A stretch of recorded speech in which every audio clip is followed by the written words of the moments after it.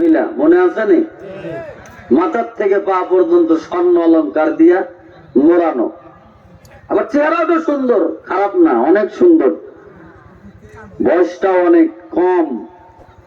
আবার হাতের মধ্যে একটা ব্যাগ আছে, যেই ব্যাগের মধ্যে নগদ কিছু টাকাও দেখা যায়। সুবহানাল্লাহ। তোমার ডাক দেখা, মা কোথায় তোমার বাড়ি, কোথায় তোমার ঘর, কোন জায়গা থেকে তুমি আসলা এত সুন্দর? ও মা, তোমার চেহারার মধ্যে মাথা থেকে পা পর্যন্ত স্বর্ণ অলংকার দেয়া মোড়ানো, আবার হাতের মধ্যে একটা ব্যাগ দেখতেছি, এই ব্যাগের মধ্যে অনেকগুলো টাকা।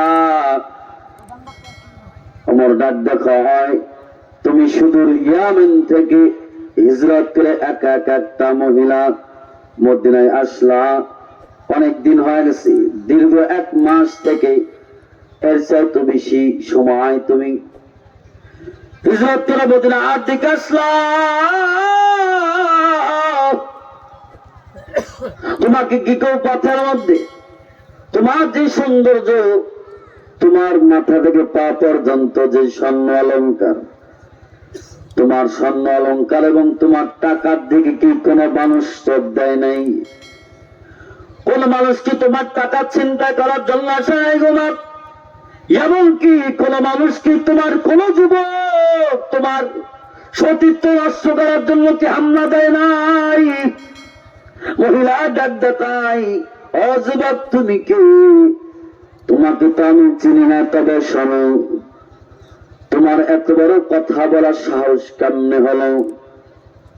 যেই রাষ্ট্রের প্রেসিডেন্ট হলেন খলিফাতুল মুসলিমিন হযরত ওমর, ওই রাষ্ট্রে কোন মায়ের সন্তানের বুকের পাতা বড় হয়েছে যে ওমরের রাষ্ট্রে থাকবে আর আমার সতীত্বের দিকে নজর দিবে আর আমার টাকার দিকে নজর দিবে? সুবহানাল্লাহ, সুবহানাল্লাহ।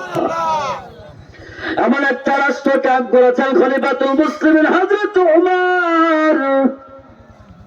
এই জন্য জনগণের প্রত্যেকটা মানুষের, প্রত্যেকটা জনগণ অন্তরে যদি আল্লাহর ভয় ঢুকানো যায়, প্রত্যেকটা মানুষ অটোমেটিক আল্লাহর ওলি হয়ে যাবে, আল্লাহর গোলামে পরিণত হবে, দেশটা শান্তির দেশ হয়ে যাবে। মুসলমান কোন নিকোনার জন্য আমি একটা কথা আপনাদের মাঝে বলে যাই, বর্তমান যে আফগানিস্তানের মধ্যে মোল্লাদের বিজয় হয়েছে না হয় নাই? আরেকটু জোরে কন্যা হয়েছে না হয় নাই? শীতে কি জমে গেছেন আপনারা? এমন বিজয় আল্লামা তুকি ওসমানী বলেন,